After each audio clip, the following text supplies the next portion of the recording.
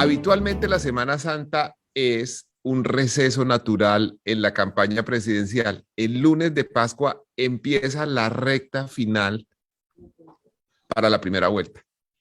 Sin embargo, hoy Gustavo Petro nos quiere explicar una expresión popular que está instalada en Colombia y que se llama dar papaya. ¿Qué significa para usted dar papaya? Dar papaya es permitirle al que quiera hacerle a uno daño que lo haga. Eso es dar papaya, que puede ser en la calle, puede ser en el bus, puede ser en cualquier parte. ¿Y usted siente que esto que ha pasado ha sido un gran papayazo que usted ha dado? Sí, claro. Bueno, no propiamente yo tengo que decirlo, pero sí es un papayazo que hemos dado en plural. Eso es como en las cárceles. En las cárceles había un dicho a propósito que era que uno tiene que caminar con la espalda contra la pared. Ese era el dicho, caminar con la espalda contra la pared. Pero no todas las personas están, digamos, preparadas para eso, digamos, las personalidades, las experiencias de vida, etcétera. Y en una campaña, pues no es uno solo, son miles de personas que se vinculan con miles de vidas diferentes. Entonces es mucho más complejo, muchísimo.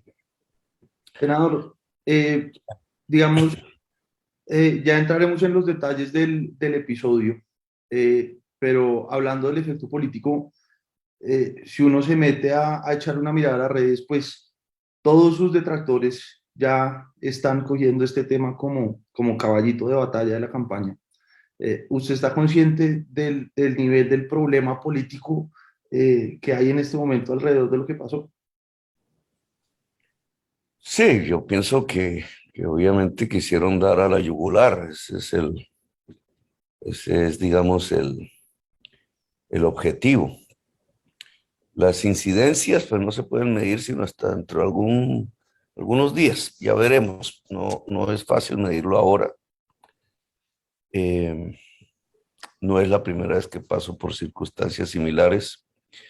Aquí tengo una tranquilidad, digamos. Sé perfectamente qué busco, qué quiero, digamos, el tipo de formas como han enfrentado desde afuera esta coyuntura, pues es absolutamente distante a lo que yo pienso. El tema central, digamos, que se trató de irradiar, o se irradió, no se trató, se irradió a millones de personas, es que yo estaba ofreciendo rebajas de pena por votos. Esa fue la frase central. Los rivales de campaña aprovecharon todos, ahí no hubo una diferenciación, todos siguieron el libreto del segundo en campaña, que básicamente es que estábamos estableciendo una especie de pacto con los corruptos para ganar las elecciones. El tema electoral, digamos, es el tema votos, sería el móvil de las cosas que pasaron. Y ahí donde fallan, porque ni a mí, ni creo que a nadie cerca de mí se le ha ocurrido pensar que en las cárceles se puede encontrar la balanza electoral para ganar unas elecciones. Alguien un poco más sagaz, digamos, llegó a decir que es que usábamos la cárcel para mandarle un mensaje a los políticos que sí tienen votos, que están fuera de la cárcel. Corruptos, obviamente, pero todos esos políticos corruptos están en otra candidatura. No tienen nada que ver mayormente con nosotros. De hecho, si uno mira los datos que han salido desde que hablamos con Daniel ahora, en estas horas que han pasado, pues aparece una reunión previa de presos, solamente de presos, de un grupo de presos específico, no de los presos, que quizás hubiera sido más importante, digamos, una discusión de toda la gente que está presa alrededor de políticas públicas, pero aquí es un grupo de presos muy específico, muy interesado, llamémoslo así. Y y tienen un documento que alcanzo yo a mirar. Yo mandé ahí a una persona muy ligada a mi hotel a que mirara el documento en el medio de comunicación que lo tenían para ver pues de qué se trataba realmente. El documento, al final, el centro de ese documento es que propone una ley de punto final y lo hace aparecer en un párrafo como si yo fuese el que propusiese eso.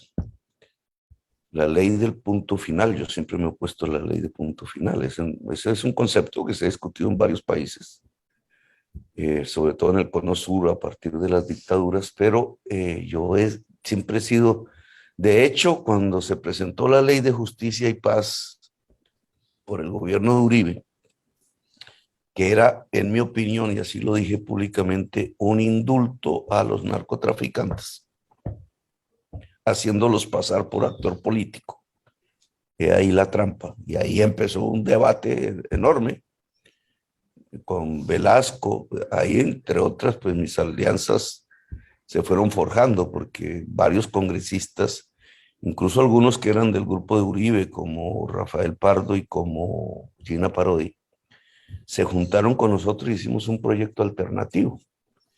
Y el eje del proyecto alternativo al de el indulto a los narcotraficantes que presentó Uribe era supeditar cualquier beneficio jurídico a la verdad. No fue como perros en misa, porque nos derrotaron en el Congreso, pero la Corte Constitucional acogió esa tesis y la volvió sentencia, la volvió fallo, y ahí fue que extraditaron a los paramilitares. Entonces, digamos, mi actitud nunca ha sido la ley de punto final, eso no, la ley de punto final esa sí la propuso Uribe, que es una amnistía general y sin condiciones para cualquier tipo de delito, lo hizo hace un año. Yo enfrenté esa tesis en el Congreso de la República, él todavía era senador, creo, con mi tesis, que no es mía, que es la del perdón social condicionado a la verdad, justicia y reparación, que es lo mismo que dije en el debate de justicia y paz.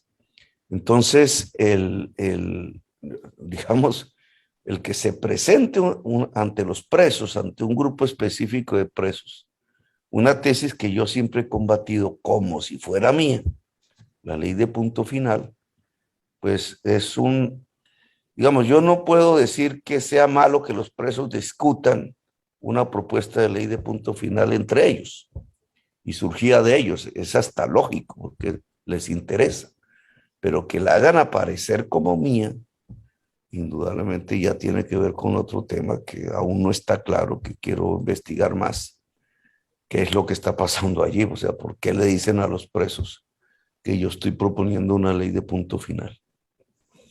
Senador, digamos, aquí hemos hablado del concepto de papayazo. Yo creo que para todo el mundo es claro que lo que pasó con su hermano evidentemente es un papayazo, pero yo quisiera preguntarle si no hubo también un papayazo suyo en la redacción.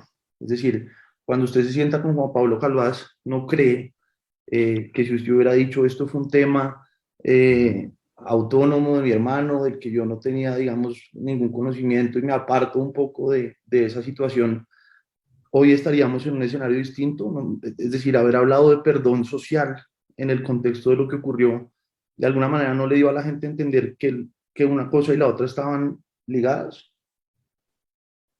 Sí, para el que tiene la mala intención de ligar los dos conceptos, ¿no? Porque no es solamente, papayazo es permitir la oportunidad a otro, en cualquier cosa, digamos, de hacer daño, permitirle la oportunidad a otro de hacer daño. Y claro que le permitimos, pero es que siempre va a pasar. Es muy difícil, digamos, calcular. La vida no es matemática. Si la vida fuera matemática, pues uno podría calcular, tener un modelo, un computador y calcular como hacen los norteamericanos, la sociología norteamericana, pero eso no es cierto. Digamos, uno no puede calcular cada paso. Yo veía, digamos, yo sentía que algo estaba pasando, lo veía, lo calculaba hasta donde podía. El tema que ya digamos, me había enterado de que iba a salir una noticia diciendo que nos iban a financiar o que nos estaban financiando. Y era presos, y era también dentro de la cárcel presos del narco. Entonces, yo previne, dice, lancé un trino. Esa noticia no salió. O sea, el trino la paralizó, pero se vistió de otra forma. Se vistió de la forma de están cambiando rebaja de penas por votos. Fíjese que esa frase ni siquiera sale en el tal documento, ni en la reunión previa. Esa frase, o sea, esa idea que es la que se irradia, no existe. No existe ni en quienes están reunidos, ni en las conversaciones, ni con mi hermano, ni sin mi hermano. Eso no está. ¿Eso de dónde salió? Eso salió de una intención de hacer daño. No hay otra, digamos, explicación. Nadie pronuncia esa frase, ni siquiera en ese famoso documento que publica Noticias 1 está escrito eso. Que, digamos, entonces, claro, se da una oportunidad. Es otra cosa, digamos, es una expectativa de los presos de salir libre. Yo la entiendo porque yo he estado preso. Me acuerdo mucho de lo que pasaba allí en esa psicología de los presos. Es alguien que manipula cosas de la campaña, sí es cierto, dando esa ilusión, pero yo no creo, incluso me atrevo a decir que no es ni aparece que es a cambio de votos. Yo diría más bien que es a cambio de plata, que me parece que es el móvil que está ahí detrás. Pero no, digamos, lo que aparece ante la opinión pública no existe en los eventos, no es cierto. Usan mi concepto de potencia mundial de la vida, usan mi concepto de perdón social, etcétera. Entonces, ¿qué es lo que, como yo voy sintiendo que hay algo que van dando y veo la foto que publica pues un periodista de extremas derecha en sus redes de mi hermano, yo cometo un error porque no tuve la capacidad en ese momento de decir, bueno, ¿y por qué le toman una foto a mi hermano? Si él no es conocido, no es que él salga a una calle y cualquier parroquiano por ahí diga, el hermano de Petro, no. Él no es una persona que ha sido pública, digamos. Muy esporádicamente aparecen sus imágenes. Entonces, obviamente, si alguien le toma una foto, un video, es alguien que premeditadamente está haciendo algo que tiene que ver es una persecución a mi hermano, es un seguimiento, llamémoslo así. Y por tanto, debí captar que era algo más grave. Y yo no lo capté como grave, lo capté como si alguien le hubiera tomado una foto. Y claro, lo que hice fue llamar a mi hermano, ¿usted qué hacía en la cárcel? Y él me dice, hablando con Iván Moreno, de unos temas de humanización de la cárcel y me dice del perdón social y eso me queda en la cabeza. Y es lo que digo ya en la entrevista. Porque en la entrevista ya un periodista sabía eso, sino porque me lo pregunta. Es decir, quizás él había visto también la misma foto y pregunta, pero me preguntas al final, ya cuando no hay mayor capacidad de hablar, entonces respondo así, tal, y queda el concepto ligado, y a los 2 días es el tema de que estamos pidiendo votos a cambio de rebajas. Ese es el tema, digamos, que a mí me provoca ya desazón, porque primero, digamos, la única manera para que eso, primero que todo, es un delito. Pedir votos eso se llama constreñimiento al elector. Es un delito. Segundo, lo estaría haciendo la Comisión Intereclesial de Justicia y Paz. En el informe que se entrega no se le da el valor a esa institución, es como si fueran unos bandidos que llegan a cometer el delito, es como aparece. Y yo tengo muchísimo respeto por esa organización. En mi opinión, es la principal organización de derechos humanos de Colombia. Muy seria en sus análisis estadísticos. y muy comprometida con salvar las vidas de gente pobre de las comunidades. Hoy salen más fotos de mi hermano en medio de ese tipo de comunidades, bueno, diciendo que sí está en campaña, no está en ese ejercicio que es muy valeroso, que no es de mi hermano, es de esta organización tiene 30 años. Muy valeroso porque ellos se meten, es ahí donde están disparando y donde están matando. Y entonces su intención es ver cómo se protegen las comunidades. Y en esa intención ellos sí hacen el trabajo en las cárceles. Si uno quiere saber cosas, hay que poner la oreja en las cárceles. Eso lo sabe todo el mundo, digamos. Allí se cruzan las informaciones que si alguien sabe leer son ciertas. Se cruzan las verdades. Entonces, digamos, la labor de la Comisión Intereclesial visitando cárceles viene desde el año 2002 y nunca ha ejercido una función electoral. Destruiría su misión si se metieran a eso. Ellos lo saben. Danilo Rueda, como persona, como individuo, que es el coordinador de esa comisión, es una persona que viene de trabajo de Eduardo Maña, que yo conocí muy de joven. Para mí era un paladín, digamos, del derecho y de la justicia, tanto de su padre, de Eduardo Umaña Luna, como del asesinado de Eduardo Umaña Mendoza. Él es de ahí, él es discípulo de ese señor. Trabaja con el padre Javier Giraldo, que para mí fue fundamental en mis investigaciones para la parapolítica. Él me dio el método de la investigación. Es un sacerdote, digamos, un religioso absolutamente comprometido con el sacrificio de su propia existencia a la causa de defender las comunidades de la violencia. Muy atacado por Uribe, y de ahí surge Danilo Rueda al frente de la Comisión Intereclesial de Justicia y Paz. Entonces, digamos, pensar que esa comisión ha organizado una reunión en la cárcel para decirle a los presos que a cambio de votos le vamos a rebajar las penas, pues a mí sí me pareció, digamos, un ataque a las vísceras hecha desde, digamos, una intención pérfida de destrucción. Pero yo he venido analizando el tema con todos los elementos que han surgido y indudablemente yo creo que la prensa está siendo bombardeada por una serie de informaciones que salen de la cárcel, que ya, digamos, por lo que uno ve, sí quisieran la destrucción de la campaña. La grabación esa que sale del señor Figueroa. Señor Figueroa, además de un asesino, un comprador de votos. Él jamás ha hecho política a partir de la opinión pública, como la mayoría de ese tipo de políticos. Ellos saben hacer la política, es comprando el voto, y son expertos en eso. Si el señor Figueroa quisiera realmente ayudarme electoralmente, lo que haría es coger un poco de dineros y comprar votos en La Guajira.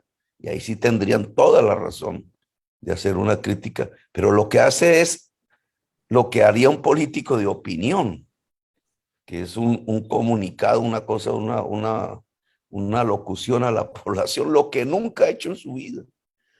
Pues eso, digamos, cualquiera entiende, cualquiera que los conozca, no cualquier ciudadano o ciudadana, sabe que ahí está es atacando la campaña, no apoyando la campaña. Él sabe que haciendo eso, siendo él un sicario, preso y condenado, no sé si está condenado, lo que está haciendo es ponerle dinamita a la campaña para que no nos elijan. Su intención, ¿cuál es? Que no nos elijan. ¿Por qué ese tipo de gente no quieren que nos elijan? Porque nos ven sus enemigos, sus rivales. Porque ellos quieren que otro presidente sea el que esté, porque se sentirían cómodos con otro presidente. Y ahora pongámoslo en carta cabal y como es. Señor Marcos Figueroa, el señor Kiko Gómez, condenados, digamos, el señor Kiko Gómez me dicen que a 50 años. Ellos fueron militantes de un partido político. cambio radical, en ejercicio real de su poder, estando libres, eran los aliados del clan Char. Y el clan Char está con una candidatura presidencial, que todos ustedes conocen y de manera explícita. No estoy diciendo algo oculto. Bueno, entonces, ¿cómo es la cosa? Entonces, Petro es el corrupto, porque supuestamente va a rebajarle las penas a Kiko Gómez, que tiene 50 años de cárcel de condena, cuando en realidad Kiko Gómez es el aliado de un candidato presidencial a través del clan Char. Cuando es en la práctica, cuando sí tenía los votos y estaba libre y compraba votos, igual que Figueroa, que era su segundo. Entonces, quieren transformar las cosas para golpear la campaña, para permitir que el segundo sea el presidente. ¿Por qué ellos quieren que el segundo sea presidente? Bueno, es una buena pregunta. Y lo cierto es que el segundo tiene a los jefes políticos de esas personas a su lado. Y esa es la realidad. Y el partido político de esas personas, por lo menos en su versión Caribe, está a su lado. No está conmigo, está con él. Entonces, ¿cuál es la lógica de lo que están haciendo? Pues la lógica de lo que están haciendo es tratar de que el segundo sea el presidente de la República.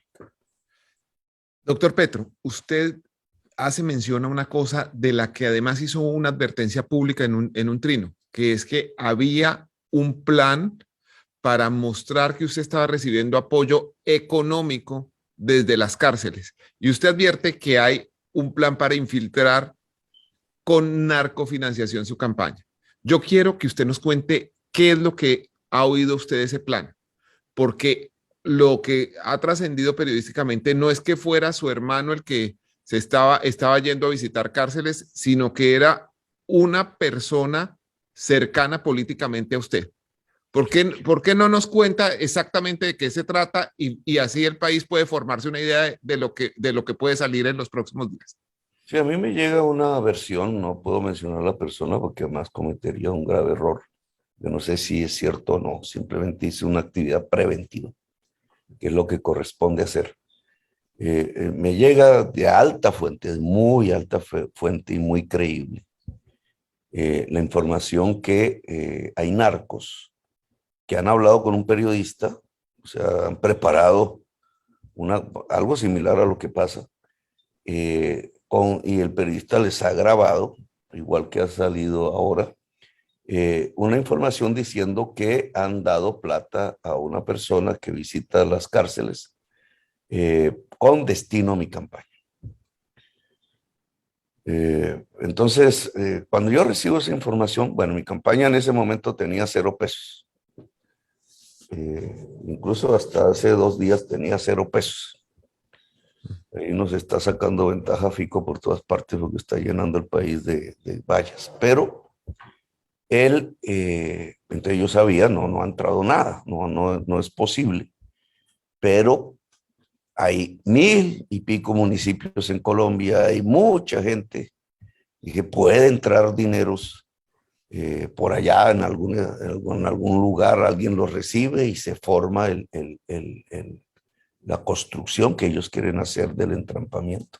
Entonces por eso escribí el trino, básicamente previniendo a toda la militancia, ojo, nadie puede recibir dineros, solo se reciben en la gerencia nacional, y el plan que tenemos de financiación básicamente pasa por endeudarnos y pagar con la reposición de votos, tratando de hacer bien el cálculo. Entonces, todo lo que ha entrado es el sistema financiero, deuda.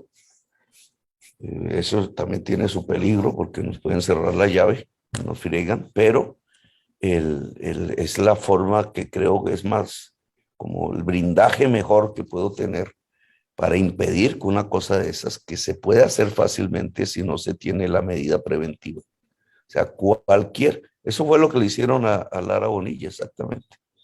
Entonces, consignan aquí, el que consigna resulta que es un narco evidente y entonces lo hace público Y ya después cómo se desmonta esa realidad, digamos. Es muy difícil ya que la gente crea, no, es que era una trampa. A Lara Bonilla lo entramparon y al final lo mataron.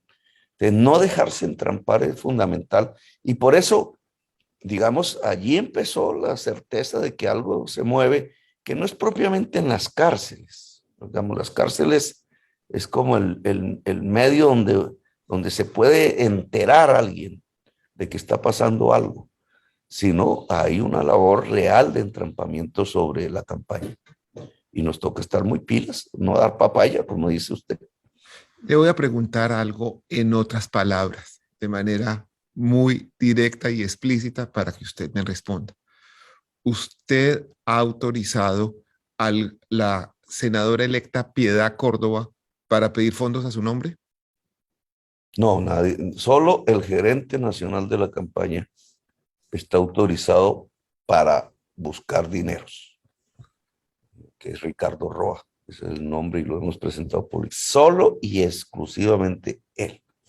Nadie, nadie, con cualquier nombre que sea, tiene la autorización de la campaña de buscar recursos. ¿Usted ha recibido informaciones en el sentido de que Piedad Córdoba ha visitado recientemente cárceles de Colombia? Pues usted sabe que muchas de las cosas que se hicieron sobre Piedad Córdoba es la visita de cárceles. Y ahí se montó toda una cosa que tiene Uribe en imputado. Imputado. Con I. Pero también yo creo que con E. Pero sí, ha habido versiones de eso.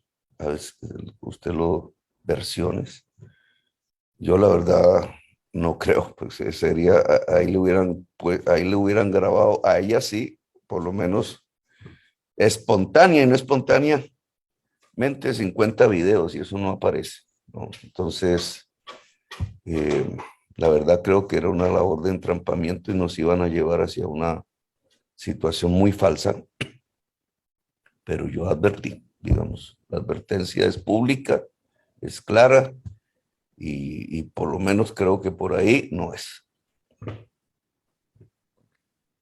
Es decir, cuando usted recibió las informaciones sobre el posible entrampamiento que estaba en curso eh, para que trataran de ingresar dinero a su campaña, el nombre de Piedad Córdoba surgió en algún momento en esa teoría del entrampamiento. Incluso desde antes, porque el famoso caso de los mexicanos, no recuerdo la fecha, pero es hace unos meses, en medio ya de la campaña. Yo voy al acto en el Hotel Tequendama con Piedad, allá estoy, hay mucha gente, digamos, está lleno el recinto, y se dice que ahí estaban los mexicanos, que terminan siendo de la DEA, que tenían dineros en efectivo, y bastante, y que me estaban buscando bajo la idea de que iban a hacer un aporte a la campaña. Ellos creyeron que yo iba a recibir el dinero en efectivo, como si ya no supiera qué pasa con eso. Nunca hubo ese contacto, nunca pasó, pero sí pasó con el hermano de Piedad. No puedo decir, digamos, qué sucede con el hermano de Piedad. Ya la justicia determinará si recibió, si qué era lo que estaba haciendo. Pero pero eso iba con destino a mí.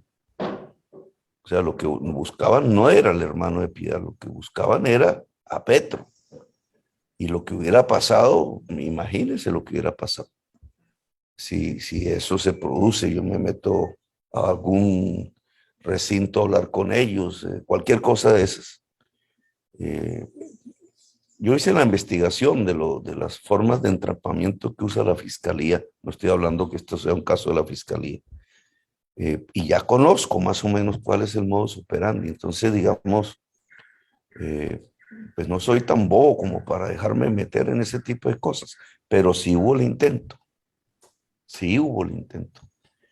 Entonces, que sea uno, que pueda haber dos, que pueda haber tres, ya estamos viviendo el cuarto. Indudablemente hay una actividad hecha de aquí al 29 de mayo para eso. y puede ser conmigo, puede ser con personas cercanas, las advertencias, las alarmas las hemos prendido. Y esto que está pasando en estos días tiene que ver con eso, en mi opinión. Incluso un periodista puede ser objeto, digamos, sin que él quiera, pero en su labor, en su lógica, puede ser el objeto del entrampamiento. La idea, volviendo un poco al tema, la idea, Petro está ofreciendo rebaja de penas por votos, que es lo que quedó en el imaginario popular. Esa era la idea del entrampamiento. Eso era lo que querían posicionar. No era que el perdón social o que la ley de punto final o que si se puede hacer la paz o que si la paz puede tener una amnistía general como propone Uribe, no. Era esa, el veneno era ese, el que no tiene nada que ver con la paz ni nada de eso. Es que Petro quiere votos de los presos y entonces les está ofreciendo rebajar. Y esa es la falsedad, esa es la calumnia, porque allí ya se pasan por la faja la seriedad de una organización como la Comisión Intereclesial, que es la que realmente va a la cárcel. Parte de lo que se menciona en relación con ese plan es que esos presos que manifestarían su voluntad de apoyarlo con recursos o con votos o con las dos cosas, estarían interesados en que se reforme la política de Colombia frente a la extradición de colombianos a Estados Unidos. Está en sus planes de que en un eventual gobierno suyo se reforme esa política de extradición. Ahí no, digamos, de todo lo que ha salido de informaciones, no, ese tema no está.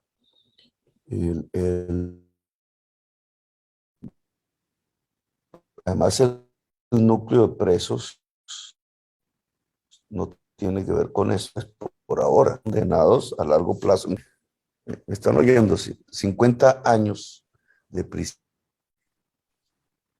no es propiamente esa su preocupación. Otros que han aparecido allí, el señor Gordo García, que era senador de la República, que está preso por mis denuncias. El señor senador, ex senador, ¿cómo se llamaba él? Bueno, Gordo García. Álvaro García Romero. Estaría hoy libre, hoy sí es Álvaro García Romero, estaría libre si yo no hago la investigación de control político, que era mi función en esta, metido en un tema de extradición. Todos son condenas largas, son determinadores de homicidio, masacres, etcétera. Están ligados al paramilitarismo. Pues en el caso del Kiko Gómez y del senador García, explícitamente. Son parapolíticos, esa es la palabra que hoy podríamos mencionar, pero no tienen ese interés, digamos, no están metidos en ese problema.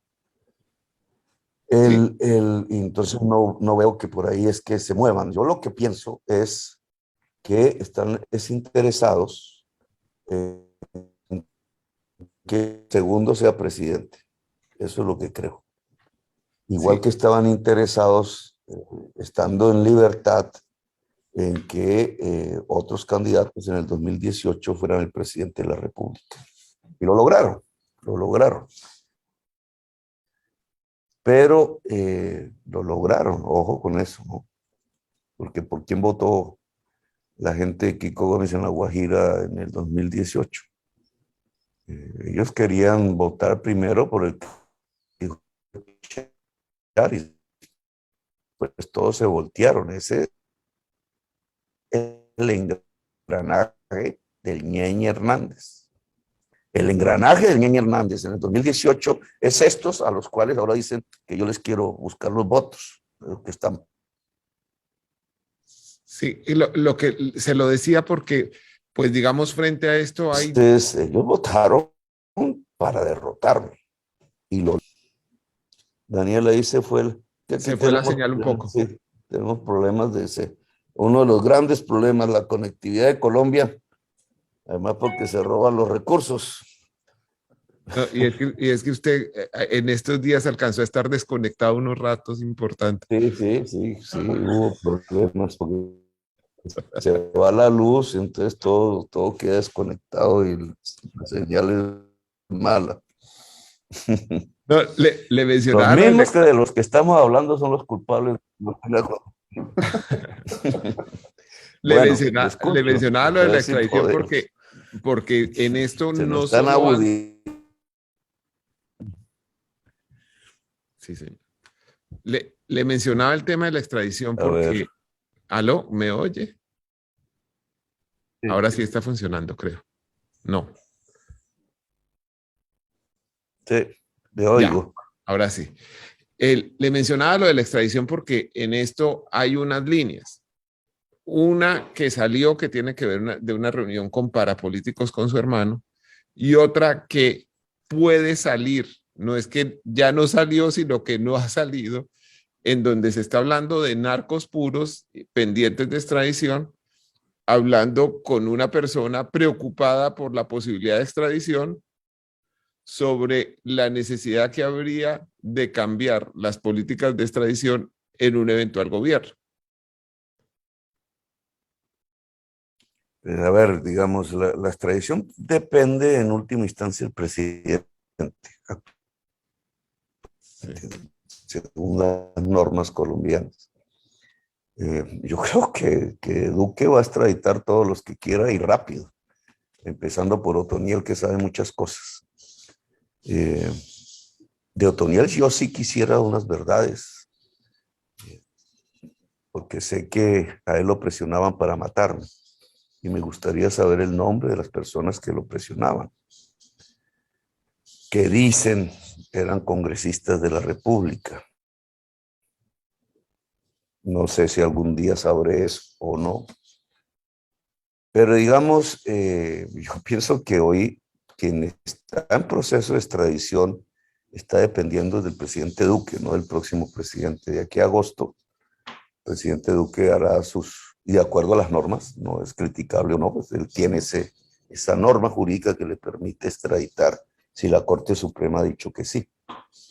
Entonces, no veo que haya mucha intención respecto al próximo presidente. Quizás los actuales narcos que están libres, que puedan presumir que van a ser puestos presos, pues ya tendrían alguna expectativa sobre quién es el próximo gobierno y cuál es la política antinarcóticos. Pero yo he sido en eso, digamos, públicamente lo he dicho. Me parece que lo que hay que adelantar es lo que ya venía adelantando el gobierno de Santos en materia de paz en general, que es cumplir los acuerdos. Aló, ¿me están oyendo? Lo Sí, estamos señor, viendo, sí, señor. lo estamos oyendo. Sí me están oyendo completo, es que yo se Sí, congela la antes imagen y estuvo creo que interrumpiendo, fue. pero ahora que nos preguntó, estaba fluido. Bueno, entonces, el, el seguir, continuar, que me parece bien planteado, cumplir el acuerdo FARC, adelantar las negociaciones ELN, que quedaron a medio camino, ojalá se aceleraran, y plantear la discusión del sometimiento colectivo a la justicia por parte de organizaciones narcotraficantes, que alcanzó a ser discutido en el gobierno Santos. Y que me parece una figura interesante desde el punto de vista de desmantelamiento de organizaciones narcotraficantes. Establecer cuál es la frontera entre el narco y el no narco, yo creo que no existe en este momento ya cómo van las cosas. Ahí no, o sea, Santos nunca planteó una reforma a la extradición. Yo en realidad, si quisiera hablar de extradición, en el 2009 hice un planteamiento, año 2009.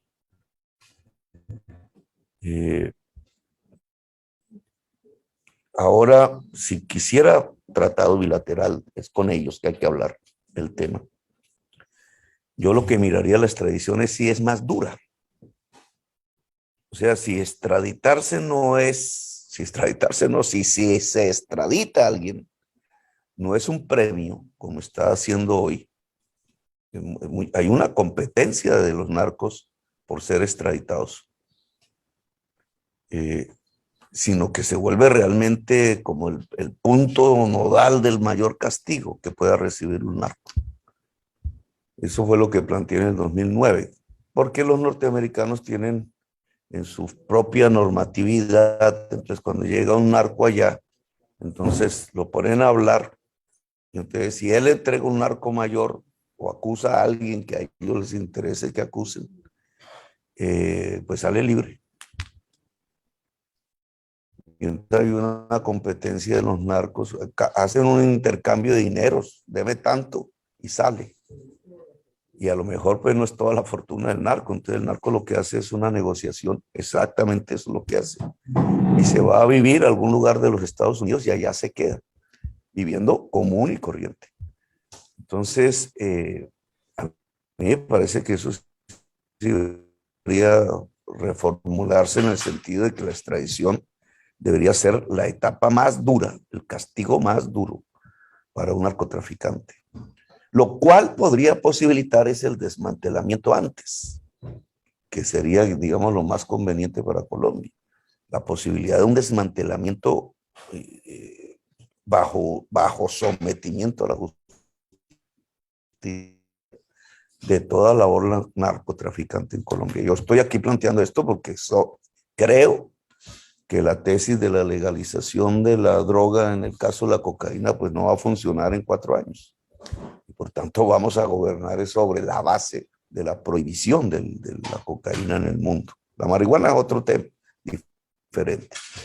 Yo creo que ya está superado en el mundo y lo que hay es que proceder para intentar que eso ya deje de ser un problema en Colombia. Pero en el caso de la cocaína, que es el problema fundamental, yo pienso que lo que hay es que endurecer la extradición y que eso ayudaría a la posibilidad de un sometimiento colectivo a la justicia colombiana. Durante esta respuesta usted ha usado 2 veces una expresión que me llama la atención, que es sometimiento colectivo a la justicia. ¿Hay un plan en marcha, por ejemplo, con el Clan del Golfo para que se presente ese sometimiento colectivo a la justicia?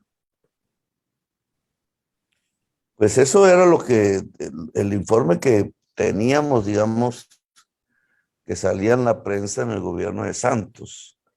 Lo que se afirma allí es que Néstor Humberto saboteó ese proceso. No sé, ya no conozco más allá de lo que la prensa dijo en su momento. No sé, ahora yo supongo que con el tema de la captura del señor Otoniel, eso, digamos, eso está destruido como opción.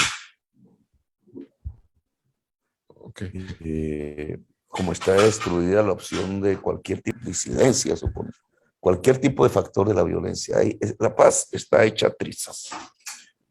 Posibilitar una paz hacia adelante, una salida pacífica a Colombia, pues primero no pasa, que es lo que afirmo yo públicamente, no pasa por una negociación ni con los grupos armados en primer lugar actuales, mucho menos con sus presos.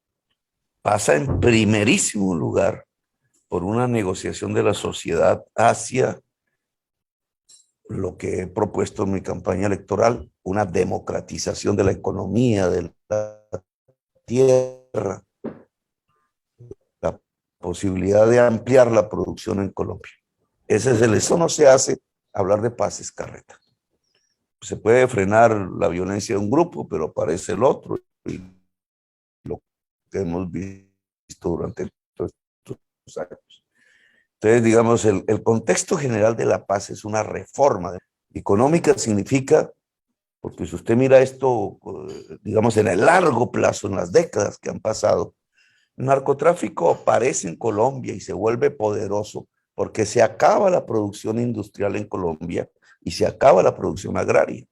Entonces, ante la ausencia de alternativas, pues sectores muy grandes de la población van recurriendo al escape, a la vía rápida. y se empoderan y se vuelven poder político y se toman el Estado y nos conducen a unos niveles de violencia como los que tenemos y la paz se vuelve ilusoria. Entonces, ¿por dónde se comienza? Se comienza por aumentar la producción agraria, aumentar la producción industrial y abrir la oportunidad a la población para que le escape, no quitarle el poder al narcotráfico. Lo he planteado públicamente. No es darle poder al narcotráfico. Mi gran discusión con Uribe en su gobierno es que él le dio poder al narcotráfico.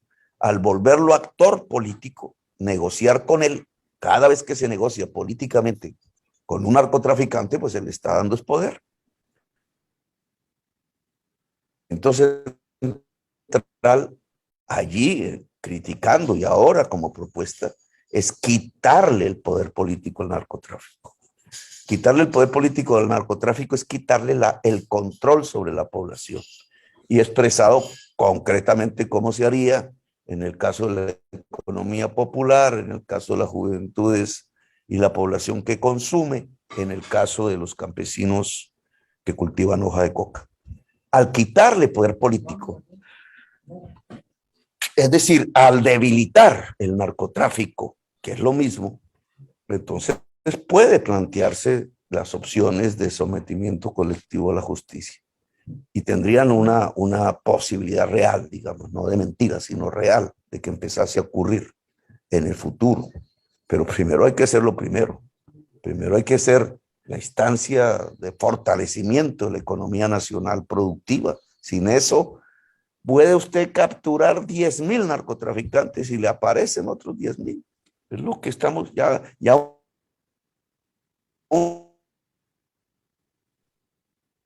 y sabe cómo son. Yo conocía muy bien este tema cuando hice lo de esa ingeniería, casi que eso se llama movimiento rizomático, para volver al señor Derrida. Es como el pasto, entonces crece de una manera que ya cada organización de estas es muy difícil. Entonces, digamos, eso se impide si hacemos el cambio general de la economía y si logramos quitarle poder al narcotráfico. Senador, Entonces, sin esto no hay una política de sometimiento válida. Sí. volviendo al tema, yo quisiera plantearle un ejercicio.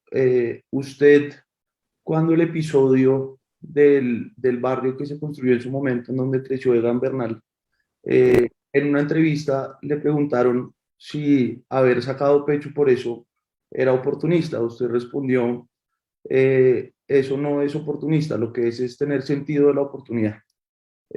Usted evidentemente le puso a sus rivales una oportunidad muy grande para darle palo. Yo quisiera preguntarle si la cosa fuera al revés, si alguno de sus adversarios, por decir Álvaro Uribe, estuviera compitiendo por la presidencia, y se conoce que un hermano de él estuvo visitando presos cuestionados por temas graves en las cárceles. ¿Cómo cree usted que estaría reaccionando ante ese escenario en una competencia por la presidencia? Pues si el hermano de Uribe fuese solo, indudablemente le doy madera. Si el hermano de Uribe fuese con una entidad prestigiosa, cualquiera, no voy a decir la misma que, vamos a poner un ejemplo, la Fundación Carter o la Comisión Intereclesial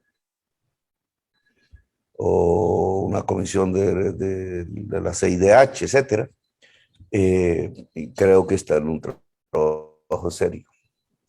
Y entonces me reservo mi opinión, espero el resultado. Diría que estaría actuando como un gobernante que simplemente está en la búsqueda de construir un tipo de tendría y daría la espera de qué es lo que precede. Esa sería mi actitud. Si fuese solo, sabría que va a cometer un delito. Como usted ha dicho acertadamente, es muy difícil saber en este momento cuál ha sido la consecuencia de todo esto sobre la carrera presidencial. Pero lo cierto es que para las personas que ya habían decidido votar por usted y para algunos indecisos, pues esto puede ser que tenga un efecto que los ponga a pensar.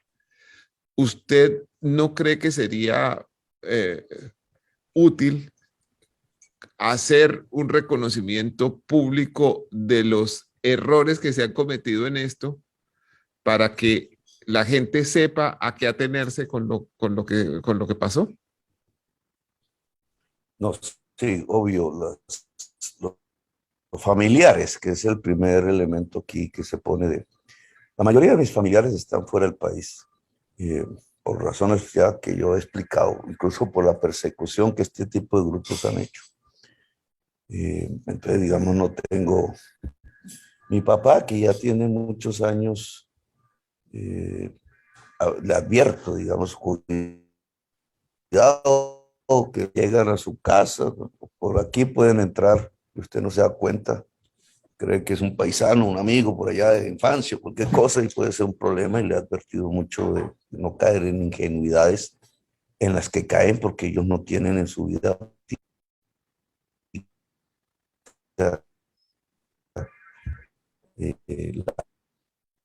la necesidad de estarse guardando y pues, las paranoias. Es mi hermano que decidió quedarse porque él había recibido el refugio. Eh, Tengo que decir que lo advertí incluso en una reunión con la Comisión Intereclesial, hablando de temas muy concretos de regiones donde se aproximan masacres y que ellos están tratando de evitar. Dije, la presencia, mi hermano, a mí me parece la labor de la comisión muy buena. Sé lo riesgosa que es, lo difícil. Salva vidas, así de simple, salva vidas. Pero la presencia de mi hermano ahí es dinamita, porque cualquiera, o lo matan a él, o por cualquier cosa puede suceder, como sucedió. Entonces yo lo había advertido, pero no se me hizo caso. Y aún hay cosas que a mí se me pueden pasar y que no calculo, digamos, sé que la andanada que viene es terrible y yo no sé si la vamos a aguantar. La idea es aguantarla y no dejarnos de centrar. Por ejemplo, en el documento que muestran ayer, sin logo, sin nada, o sea, que se nota ya que es otra cosa, pero que es hecho por alguien que sabe, digamos, de temas, yo creo que por un abogado, con unas frases que yo nunca utilizo. O sea, de entrada, pues supe que eso no tiene nada que ver con nosotros. Pero el tema del punto final, ahí hay una reforma a la justicia en cierta forma, expuesta o que quieren, y una reforma incluso a las fuerzas militares policiales. Pues es obvio que la justicia necesita una reforma y es obvio que la policía necesita una reforma. El 90% de la sociedad colombiana lo quiere. Pero esas reformas como políticas públicas no pasan por primero saber qué piensan los presos. De una reforma a la justicia, por ejemplo. Su voz puede ser escuchada. Yo no digo que no, y la de los presos en general, no de un grupo específico interesado de presos. Pero la reforma a la justicia, primero hay que convocar a los jueces, a las juezas, para saber qué piensan de una reforma a la justicia.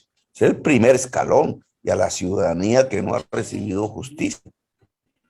La reforma a la justicia que se ha presentado al Congreso, he estado como en 3 debates de esos, es básicamente la búsqueda del gobierno de controlar a la justicia y controlarle la plata, más que todo. Eso no es reforma a la justicia, eso no sirve sino para una dictadura. Yo lo que he propuesto es que sea más independiente, con más plata, pero que tenga más jueces, más fiscales, jueces en todos los ámbitos de la justicia. Vamos, esa es una primera tesis. Afinar eso, volverlo política pública, pasa por poner en debate público la propuesta. Y a mí no me disgusta el debate público, así mis contrincantes y ciertos sectores, digamos, entonces cojan cada frase y traten de decir lo que yo no digo. Entonces, democratización tiene que ver con la expropiación, pero así lo ponen. El debate no me asusta, y sé que hay perfidia en el debate también, pero se trata, la democracia implica eso. Entonces, si yo quiero una reforma a la justicia, que hay que hacerla, el primer escalón es que los jueces digan qué quieren, cómo la ven. Si yo quiero una reforma a la policía, el primer escalón no está en las cárceles, no son los presos los que nos van a decir cómo se reforma la policía. Lo primero que a mí me gustaría escuchar es a los agentes de policía mismo, a la base de la policía, cómo la ven,